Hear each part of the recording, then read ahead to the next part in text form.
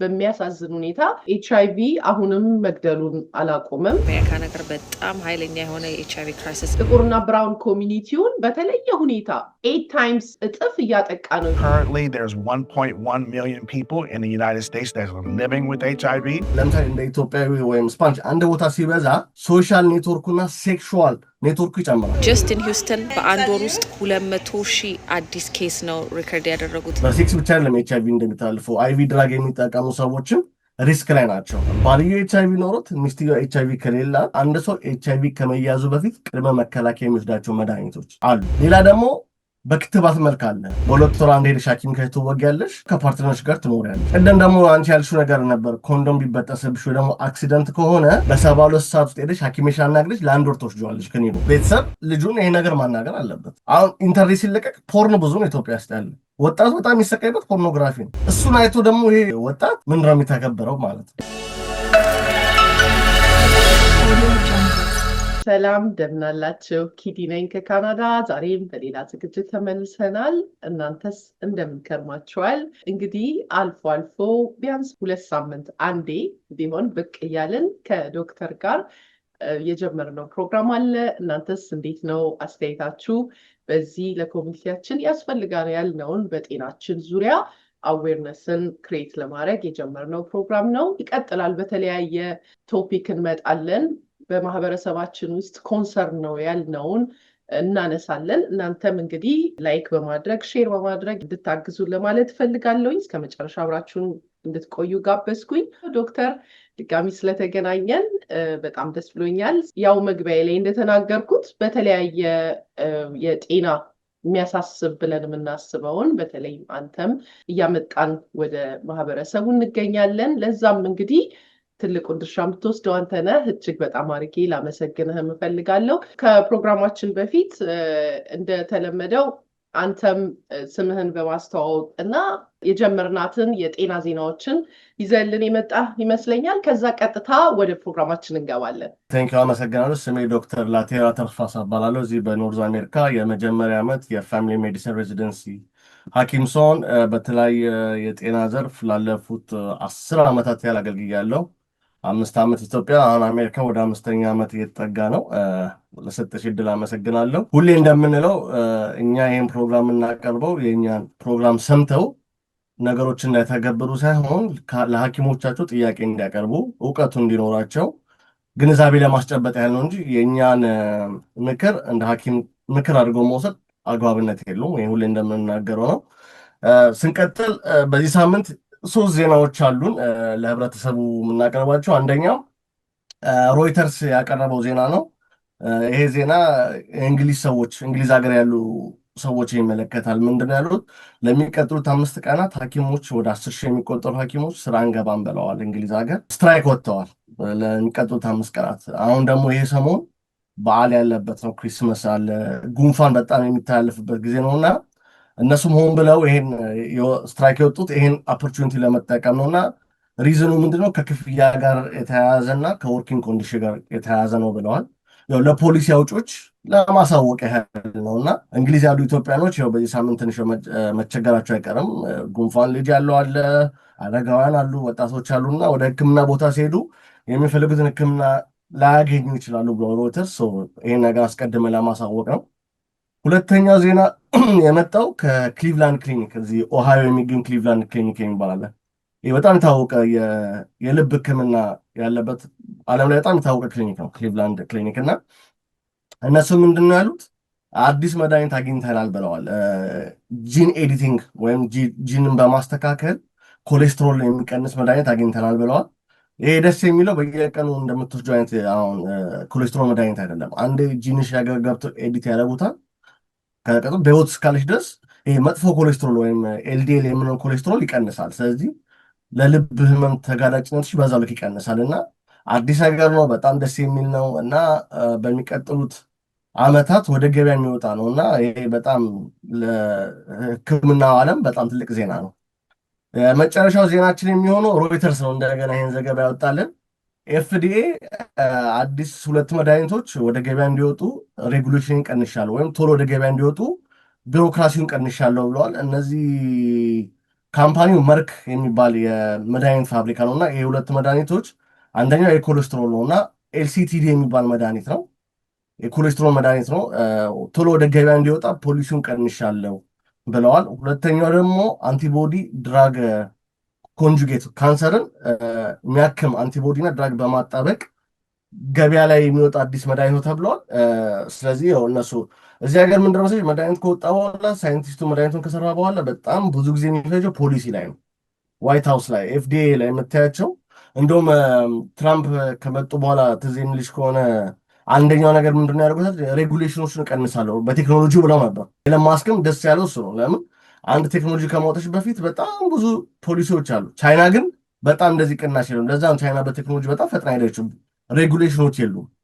አሁንም በመድኃኒቱ መጥተዋል። ስለዚህ እነዚህ ሁለት መድኃኒቶች ኤልሲቲዲ እና አንቲቦዲ ድራግ ኮንጁጌሽን በሚቀጥሉት ዓመታት ወደ ገበያ ያወጣሉ። በጣም ለካንሰር እና ለኮሌስትሮል አሪፍ መድኃኒቶች ተብለዋል። ስለዚህ ኤፍዲኤ ይህን ነገር አሳልፋለሁ ወደ ገበያ ብለዋል። በጣም አድርገን እናመሰግናለን። እንደዚህ የጤና ዜናዎች ለብዙዎች ይጠቅማል ብዬ አስባለሁኝ። አንዳንድ ጊዜ በህመም የምንሰቃይ ሰዎች ይኖራሉ።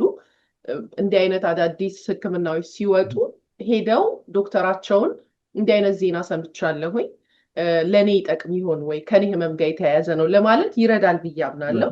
እሱ ብቻ ሳይሆን የሚገርምሽ እንትን ውስጥ ራሱ መሳተፍ ይችላሉ። ክሊኒካል ትራያል ውስጥ ለምሳሌ አንዳንድ ሰው ካንሰር ካለበት ሁሉ ነገር ተስፋ ከሌለው ክሊኒካል ትራያል ወይ እነዚህ መድኃኒቶች ሰው ላይ ይሞክራሉ ገበያ ላይ ከመውጣታቸው በፊት። ስለዚህ ዶክተራቸውን አማክረው ወደ ትራያል ሄደው ሊጠቀሙ ይችላሉ። ዝም ብለን ለዜና ብቻ አይደለም ይሄን ኢንፎርሜሽን ተጠቅመው እዛ ጥናት ውስጥ ሄደው እንዲካፈሉ። ስለዚህ ቦታውን ይከፍትላቸዋል ልልሽ ፈልጌ ጥናት ውስጥ ለመሳተፍ። በጣም እናመሰግናለን። መልካም እንግዲህ መግቢያችን ላይ እንደተነጋገርነው ዛሬ ይዘን የመጣ ነው የሆነ አመት ላይ በሆነ ትውልድ ላይ እጅግ በጣም አስፈሪ የነበረ መነጋገር ስሙን መጥራት ራሱ ዘሎ ሚዝ እስከሚመስል ድረስ በጣም ያስፈራ የነበረው አሁን ደግሞ ሳይለንት ኪለር ወደ መሆን የተዘዋወረ ስለ ኤችአይቪ በሽታ ወይም ቫይረስ ነው ዛሬ የምንነጋገረው። ብዙዎች ይሄ ላይ እንደ ኦልድ ኒውስ ሊያዩት ይችላሉ። ነገር ግን በሚያሳዝን ሁኔታ ኤችአይቪ አሁንም መግደሉን አላቆመም።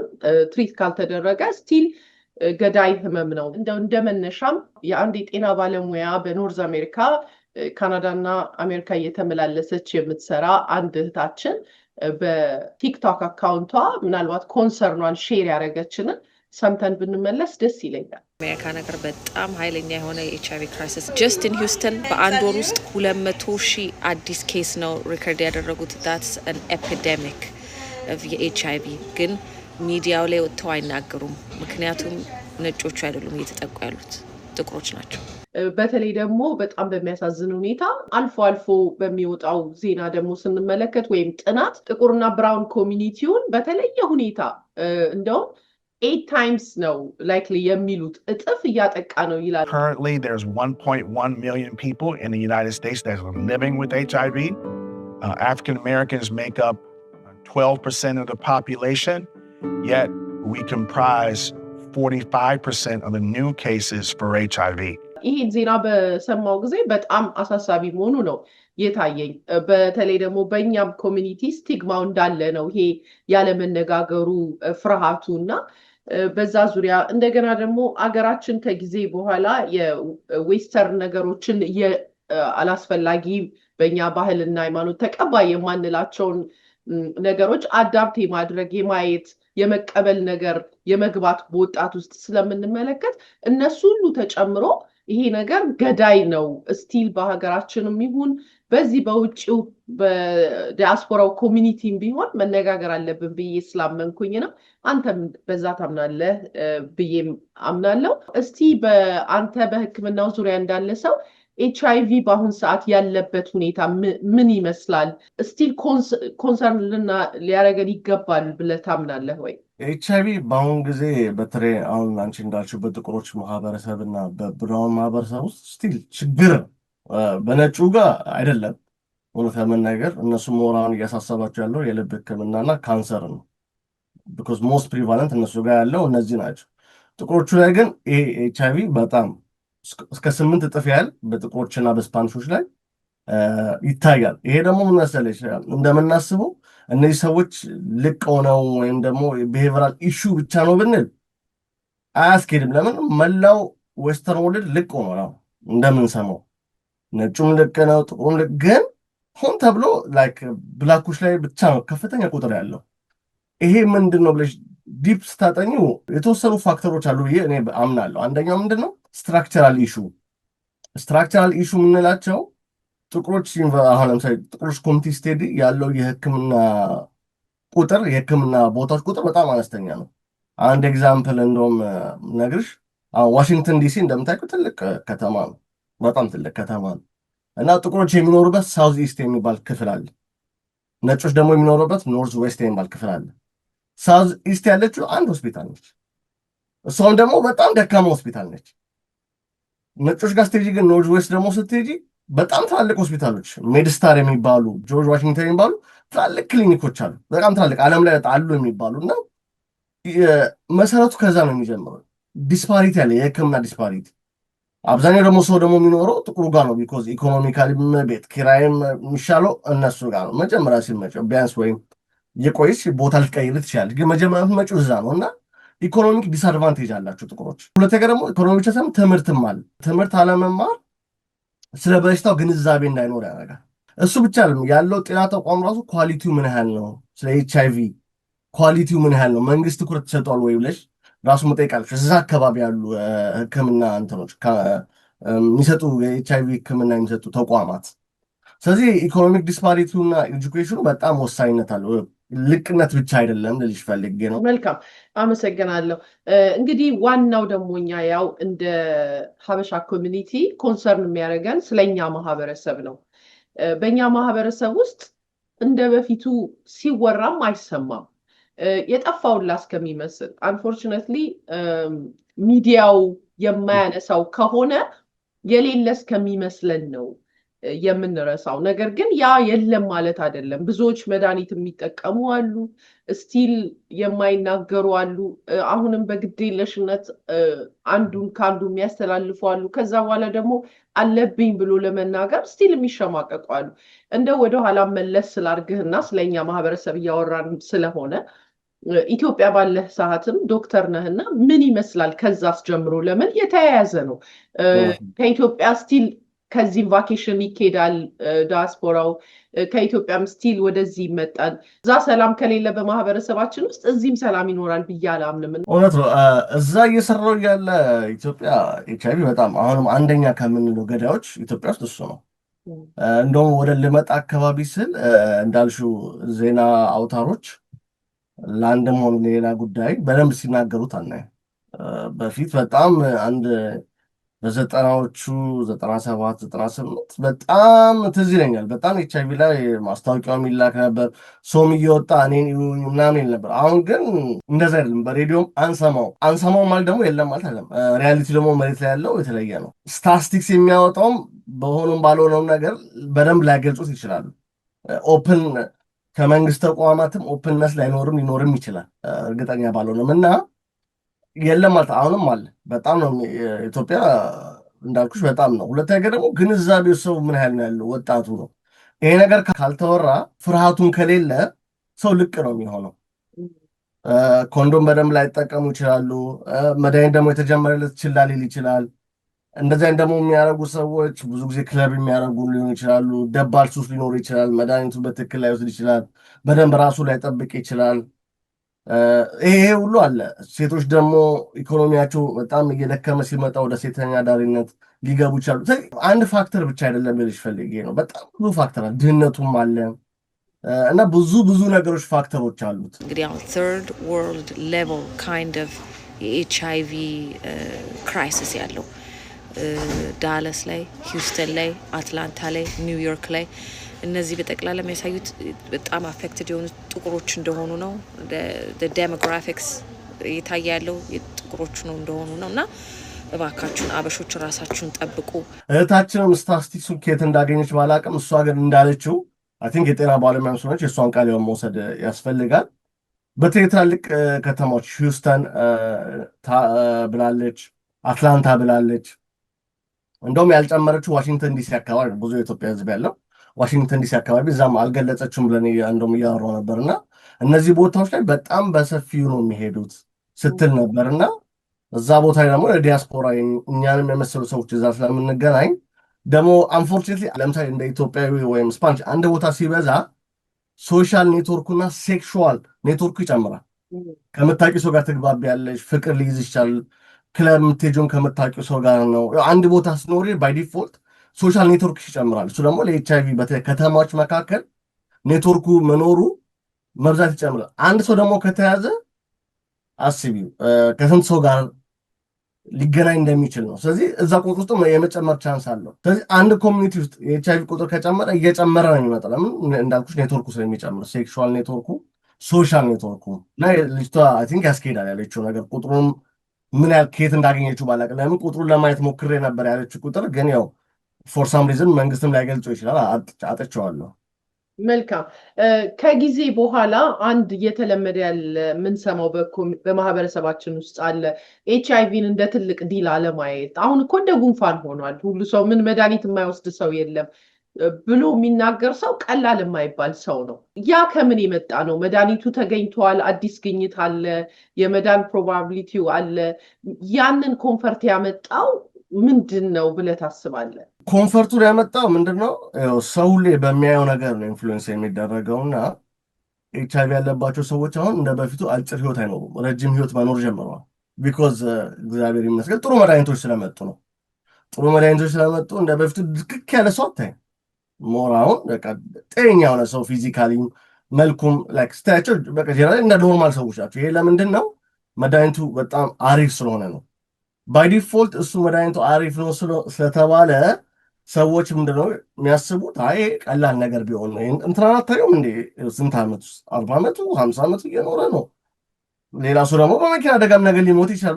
ነገሩ ሊያቀልው ይችላል። ገብቶሻል አይደል? ኢን ሳም ሴንስ ትክክል አይደሉም ማለት አንችልም። ቢኮዝ መድኃኒቱ በጣም አሪፍ ስለሆነ ሰው ብዙ ዓመት እየኖረ ስለሆነ እንደ ሌሎች ለምሳሌ እንደ ካንሰር በሽታዎች ወዲያው ሳይሆን በትንሹ የሚገልሽ ነገር አይደለም። ግን ደግሞ ማሰብ ያለብሽ አንድ ኤችአይቪ ሲኖርሽ የህይወት ኳሊቲ ይለያያል ከያዘሽ። ለካንሰር የመጋለጥ ቻንስሽም ከፍተኛ ነው ኤችአይቪ ሲኖርሽ።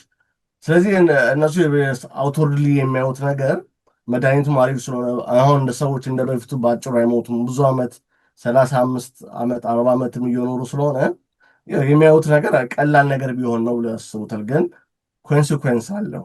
መልካም። መግቢያችን ላይ አንድ ያነሳነው ነገር ሞር ለምሳሌ የሆነ ኤትኒክ ግሩፕ መሆን ለኤችአይቪ የሚያጋልጥበት ብላክ ኮሚኒቲ ጥቁር መሆን ወይም ብራውን መሆን ለዚህ የሚያጋልጥበት ሁኔታ አለ። ታሪክን ወደኋላ ተመልሰን ስንመለከተው አሜሪካን ሀገር ለመጀመሪያ ጊዜ ኤችአይቪ የተገኘው በአንድ ጌይ ፐርሰን በተመሳሳይ ጾታ እንደሆነ ታሪክ ያሳያል። ይሄ ማንም ሰው ገብቶ ሊያየው የሚችለው ነገር ነው። አሁንም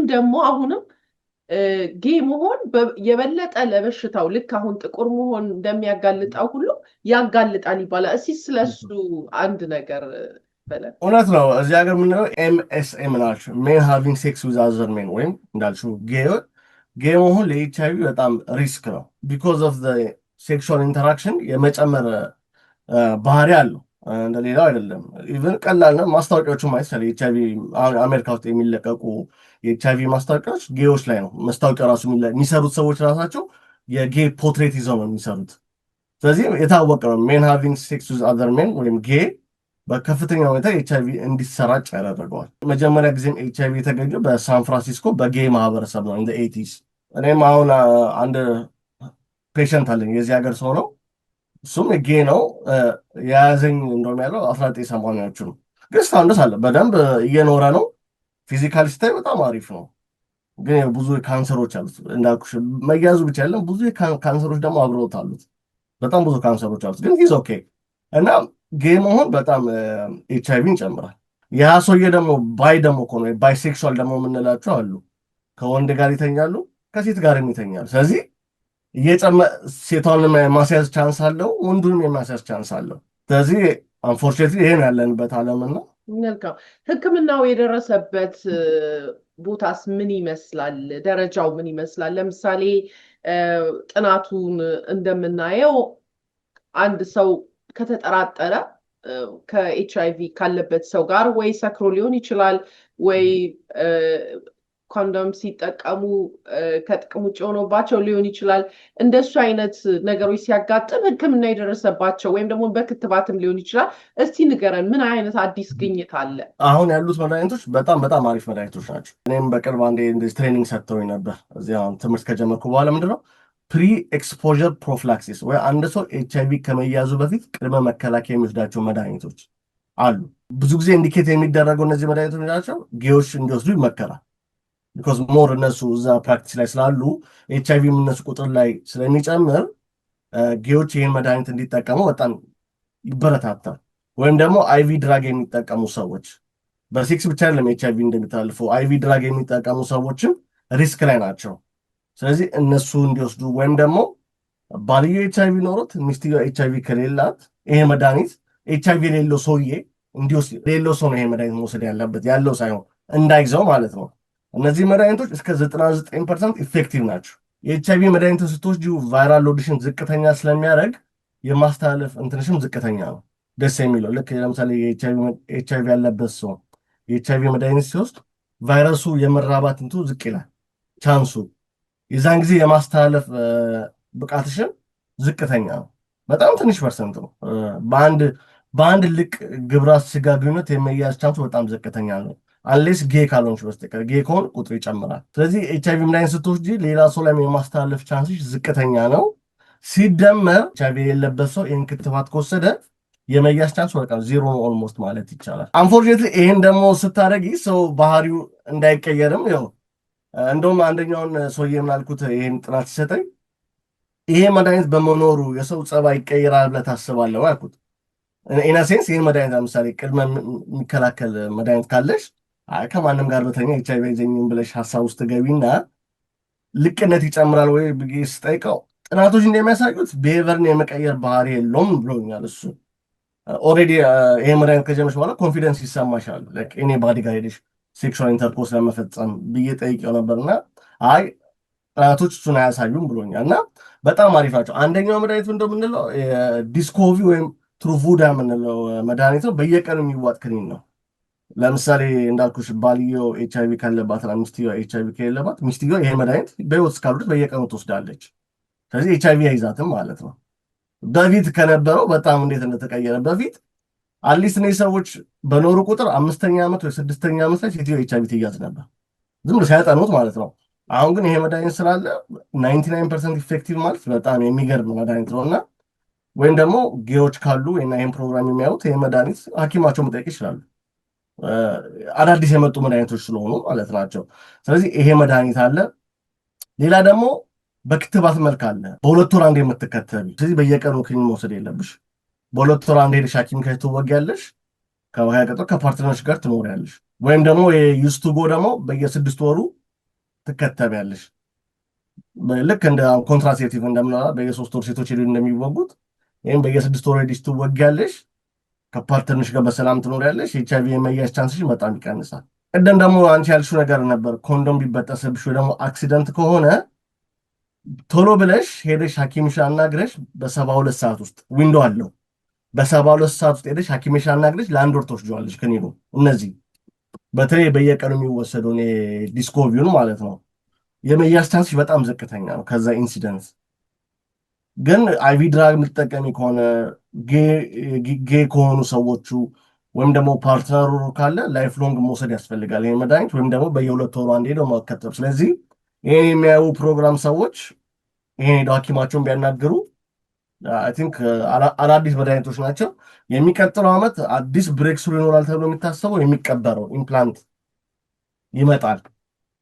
ስለዚህ በሳይንሱ ረገድ በጣም ደስ የሚሉ መድኃኒቶች መጥተዋል። ግን ሁሌም እንደምንለው ቤስት ዌይዝ ሴፍ ሴክስ ወይ ደግሞ መቆጠብ ነው እኛም እንደምንለው።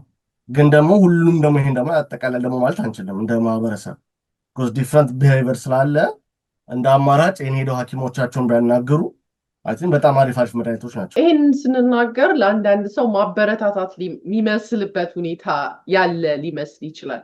ነገር ግን ችግሩ ካለ መወያየታችን ግድ ነው። HIV በየቤታችን ገብቶ አንዳንድ ሰው እስከሚገል ድረስ ሁሉ ሰው መነጋገር አልቻለም ነበር። ሁልጊዜ እንደዛ መሆን አይጠበቅብንም ብዬ ነው የማስበው። አሁንም አገራችን አሜሪካ፣ ካናዳ፣ ሌሎቹ ሁሉም ነገር አድርገው ጨርሰው አሁን በቃ ሌላ ሀገራቶችን ቁጭ ብለው የሚያዩበት ወይም ደግሞ የእነሱ ችግር ወደ ሌላ ሀገር የተረፈበት ሁኔታ ላይ ነው የምንመለከተው። የኛ ሀገር ደግሞ በእድሜም በጣም ወጣት የሚበዛበት ሀገር ነው። ያኔ እኛ ልጅ ሆነን ሲሰራው የነበረው ማስታወቂያ፣ ማስፈራሪያ አሁን ቀርቷል።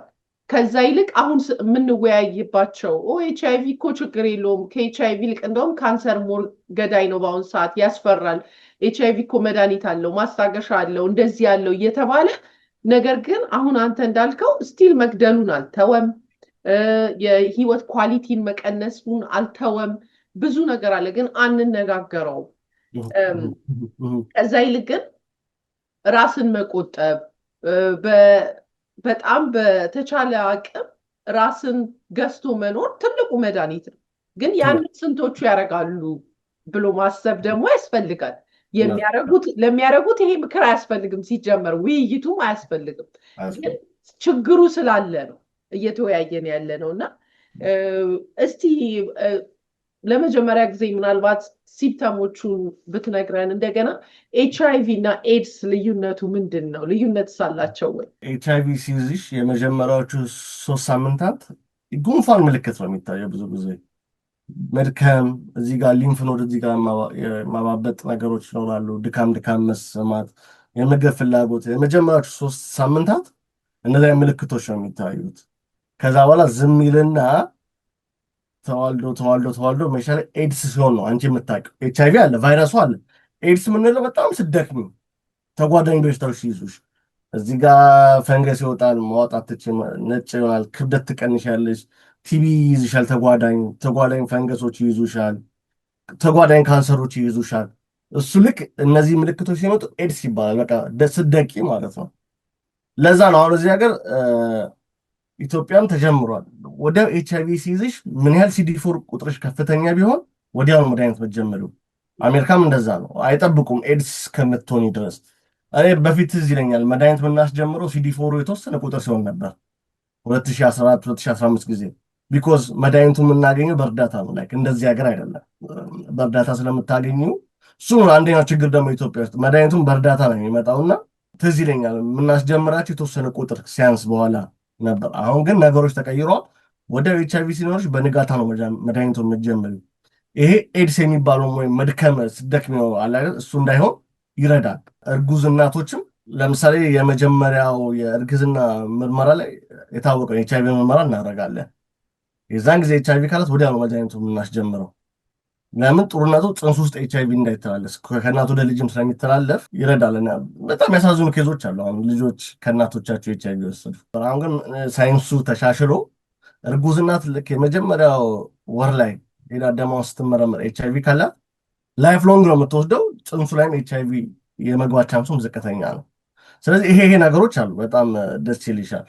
ሁለተኛ መንግስትም እዚህ ጋር ሲሪየስሊ ነገሩን ማየት አለበት። አሁን እንዳልሽው እንደ በፊቱ ማስታወቂያ መስራት አይጠበቅበትም። ክሪኤቲቭ መሆን ይችላሉ። ግዴታ እንደ በፊቱ ወጣቱም እንደ በፊቱ ሳይሆን የተለየ ጄኔሬሽንም ስለሆነ ጄኔሬሽኑ ያማከለ ማስታወቂያ፣ ጄኔሬሽኑ ያማከለ እውቀት፣ ጄኔሬሽኑ ያማከለ ነገር ማድረግ አይ ቲንክ እነሱ ዝቅ ብለን ብንሰማ ጥሩ ነው። ቢኮዝ የእነሱ ቻሌንጅ በፊትም አውርተነው እኔና አንቺ የእነሱ ቻሌንጅ ወይም የኔ ወይም የአንቺ ልጅ የሚያገኘሽው ቻሌንጅ እንደኛ ያደግንበት ቻሌንጅ አይደለም።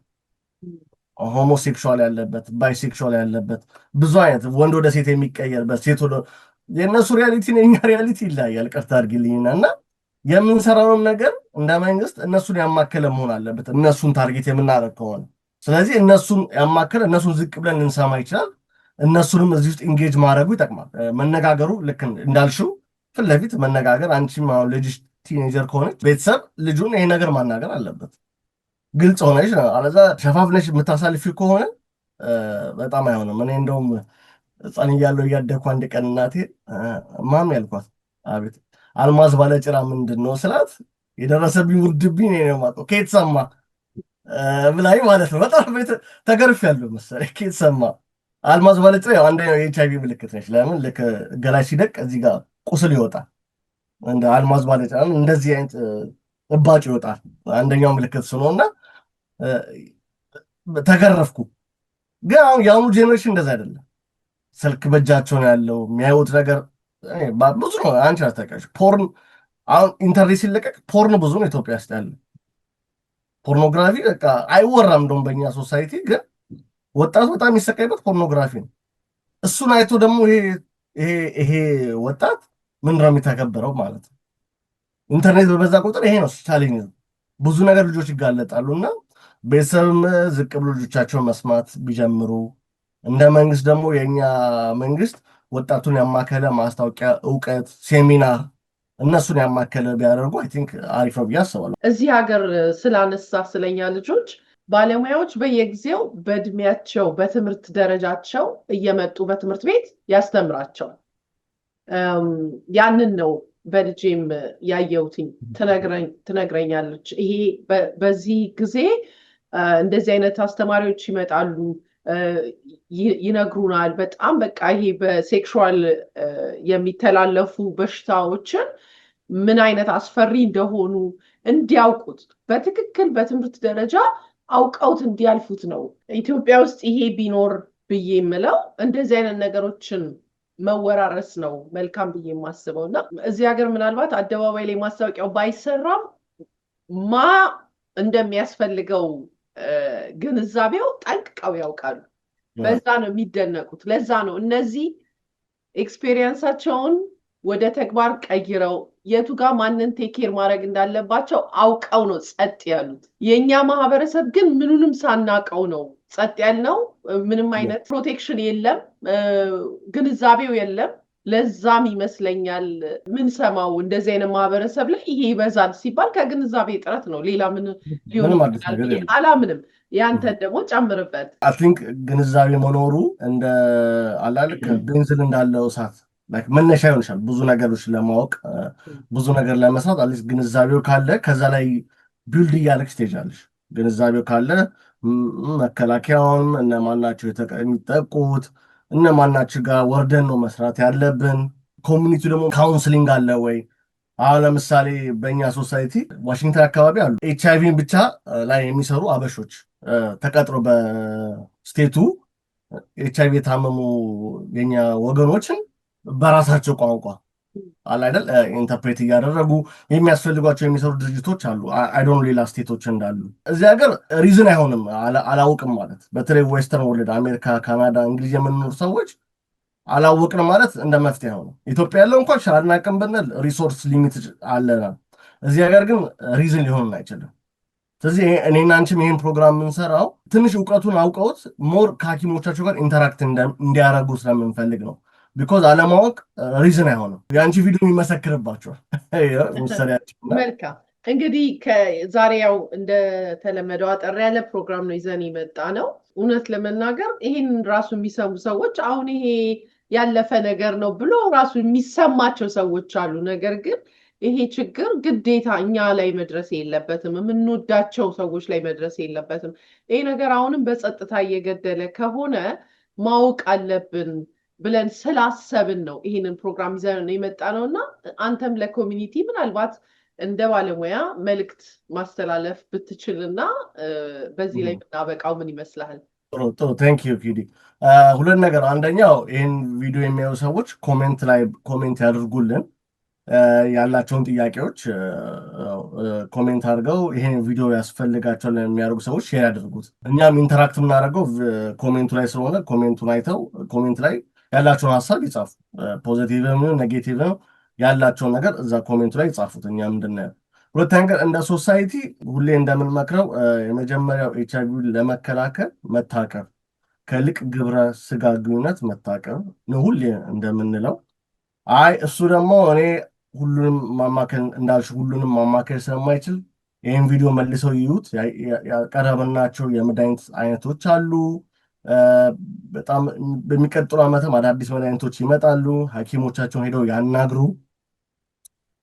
ሶስተኛ ደግሞ ማለት የምፈልገው ለቤተሰብ ነው። ቤተሰብ ልጆቻቸውን ግልጽ ሆነው መነጋገር መቻል አለባቸው። ትንሿ ሀገር ቤተሰብ ነች።